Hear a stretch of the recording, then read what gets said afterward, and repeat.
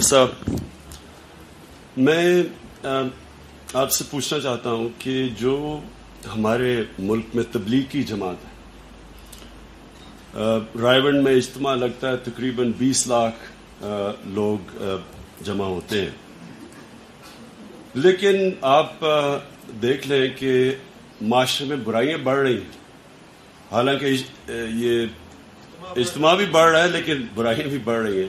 میں آپ سے پوچھنا چاہتا ہوں کہ یہ تبلیغ نبی صلی اللہ علیہ وسلم کی تبلیغ سے کس طرح فرق ہے؟ اس میں ملتی بھی کیسے ہے اور فرق بھی کیسے؟ تو اسلام میں اس قسم کی تبلیغ کی گنجائش ہی نہیں ہے. سرے سے جو بنیادی حکم ہے تبلیغ کا، جو بنیادی حکم ہے ادعو الی سبیل ربک بالحکمت، یہ بنیادی حکم ہے. وبالموعظۃ الحسنۃ وجادلہم باللتی ہی احسن. یہ تبلیغ کے 3 طریقے اللہ نے بیان کیے قرآن حکیم میں. آپ بالکل ٹھیک کہہ رہے ہیں کہ جہاں 313 تھے سورہ مسلمان پہلے ایسی بلاغت اور ایسی تبلیغ ہوئی کہ آج 1500 برس گزرنے کے بعد میں رب کعبہ کی قسم کھا کے کہہ سکتا ہوں کہ نہ میں کسی مولوی کی وجہ سے مسلمان ہوں، نہ کسی مبلغ کی وجہ سے، میں صرف اپنے اللہ اور اپنے رسول کی وجہ سے مسلمان ہوں، جن کی تعلیمات کے ریکارڈ میرے تک پہنچے. تو اصل میں واضح ہے کہ دین کے معاملے میں خداوند کریم فہم کو بہت حیثیت دیتا ہے اور سختی سے منع کرتا ہے کہ کم فہم اور کم عقل جو ہے وہ دین کی تبلیغ نہ کرے. اس لیے اس جو آیت قرآن میں خدا کہ ادعو الی سبیل ربک بالحکمت، کہ خدا کے رستے کی طرف بلا مگر حکمت کے ساتھ. اب یہ حکمت کیا ہے؟ یعنی اگر اصول علم ہے تو حکمت اس کی execution. all medical sciences are the execution. حکمت ہے. تمام سائنسز حکمت میں آتی ہیں. تمام جنرل آگہی جو ہے زمین و آسمان کی، خواہ کاسمالوجی ہے یا اسٹرانومی ہے، خواہ میڈیکل سائنسز ہیں، خواہ وہ جنرل جینیٹک سائنسز ہیں، یہ ساری کی ساری حکمتوں میں آتی ہیں. حکمت کا مطلب یہ ہے جیسے اللہ تعالیٰ نے اپنے بہترین بندوں کے بارے میں کہا کہ بہترین بندوں میں وہ بھی ہیں کہ الذین یذکرون اللہ قیاما وقعودا وعلی جنوبہم ویتفکرون فی خلق السماوات والارض، جو زمین و آسمان کی تخلیقات پہ غور کرتے ہیں، میرے احکامات کی مطابقت کرتے ہوئے. جو حکمت کے ایک فرمایا رسول اللہ صلی اللہ علیہ وسلم نے کہ حکمت میراث مومن، جہاں سے ملے ایک ذرہ بھی ملے اس کا اٹھا لو. اب جب ہم ان اہل تبلیغ کو دیکھتے ہیں تو بدقسمتی سے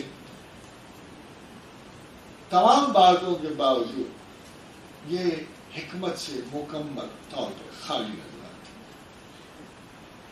اور دوسری بات وبالموعظۃ الحسنۃ، اگر آپ کے پاس بات کہنے کا سلیقہ نہیں ہے، اگر بات ہر پھر کے 2 چلوں پر ہی آ جاتی ہے کہ ہر طرف سے آپ ان کو 1000 تعلیم دے رہے ہوں، وہ آپ کو مسجد میں بلا کر چلے کھنچوانے پہ زور دیں گے. اور پھر سب سے بڑی خطا اسکول آف تھاٹ کی یہ ہے کہ یہ دین و دنیا کو جدا کرتے ہیں. اگر میرے نزدیک خان صاحب ایک شخص جو ایک دکان پر بیٹھا ہوا ہے اور ایک چیز دینے سے پہلے تھوڑا سا خدا سے ڈرتا ہے اور یہ کہتا ہے کہ میں اپنے گاہک کو بری چیز نہ دوں، اور خدا سے ڈر کی وجہ سے وہ ایک اچھی چیز اسے دیتا ہے، تو وہ ان تمام اصفیاء سے وہ دکاندار بہتر ہے اور اللہ کا دوست ہے. اور ایک کتنا ہی بڑا صاحب اقتدار جو ہے اپنی ہوس اقتدار میں اگر لوگوں کو دھوکہ دیتا ہے تو اس کا وجود جہنم کے شعلوں کے قابل ہے. وہ لوگ جو علم و حکمت کے بغیر، اخلاقی اقدار کے بغیر تبلیغ کے لیے نکلتے ہیں، اور تبلیغ کا ایریا اور وقت چھوٹا نہیں ہوتا. محمد عربی صلی اللہ علیہ وسلم نے تبلیغ شروع کی اور پر فورس شروع کیا. جب اللہ نے کہا کہ اب لوگوں کو تعلیم دو، صرف تعلیم دو، آپ پر اور کوئی جبر نہیں. قبول کون کرتا ہے، اختیار کون کرتا ہے، یہ آپ کا کام نہیں. آپ کا کام میسج پہنچانا ہے. مگر اس کے باوجود میسج پہنچاتے پہنچاتے ان جوہرائے عرب کو اشراف عرب میں بدلتے بدلتے 22 سال ہوئے. آپ کا کیا خیال ہے کہ ایک ہفتے کے چلے میں ایک شخص جو ہے مستجاب الدعوات اور نیکوں کا سربراہ ہو کے نکل آتا ہے؟ اور دوسری بات کہ جب کوئی جماعت اپنے وجود اور اپنے تشخص کو علیحدہ کرتی ہے عمومی مسلمانوں سے، آپ ان ساروں کو دیکھیے، یا آپ اس کو مسلمان کہہ سکتے ہیں. مگر جب ایک وجود اپنے آپ کو جدا کرتا ہے، ایک اسپیسیفک ایگزامپل بناتا ہے اور اپنے آپ کو ایک تقوی کا معیار بناتا ہے اور مقدسین میں شمار کرتا ہے، تو وہ خدا کے براہ راست خلاف کھڑا ہوتا ہے. اس خدا کے جو قرآن میں کہتا ہے فلا تزکوا انفسکم، اپنے آپ کو پاکباز اور مقدس مت کہو، هو اعلم بمن اتقى، میں اچھی طرح جانتا ہوں تم جتنے متقی ہو. میں تو اللہ کی تائید و سنت میں یہی کہہ سکتا ہوں کہ یہ جو صبح و شام کی ریلیجس پکنک منانے والے،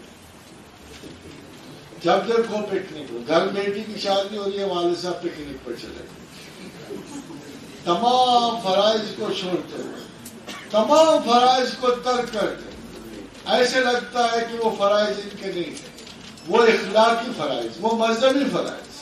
اور آپ حضرات روانہ ہو رہے ہیں، بستر اٹھایا ہوا ہے، فٹیک پہ جا رہے ہیں. میرا خیال یہ ہے کہ ان سب کو جبرن آرمی کیمپ میں رکھنا چاہیے بجائے راجوں کے. آپ کہتے ہو کہ ان کی دعا قبول نہیں ہوتی، میں کہتا ہوں کہ اس سے تھوڑی سی آگے سی بات ہے. جب بھی یہ اکٹھے ہوتے ہیں کوئی نہ کوئی آفت ضرور آتی ہے. ان کے لیے ہم اللہ سے دعا مانگ سکتے ہیں کہ خدا ان کو ہدایت فرمائے، عمومی مسلمانوں کی طرح رہیں تاکہ ان کی نوکیوں کے آثار ہم تک پہنچے. ان الذین فرقوا دینہم، جن لوگوں نے اپنے اپنے دین میں فرق کیا، وکانوا شیعا، اور علیحدہ علیحدہ گروہ بن گئے. لست منہم فی شیء، اے پیغمبر تو ان میں سے نہیں. اب اتنی واضح وارننگ کے ہوتے ہوئے میں تبلیغی نہیں ہو سکتا.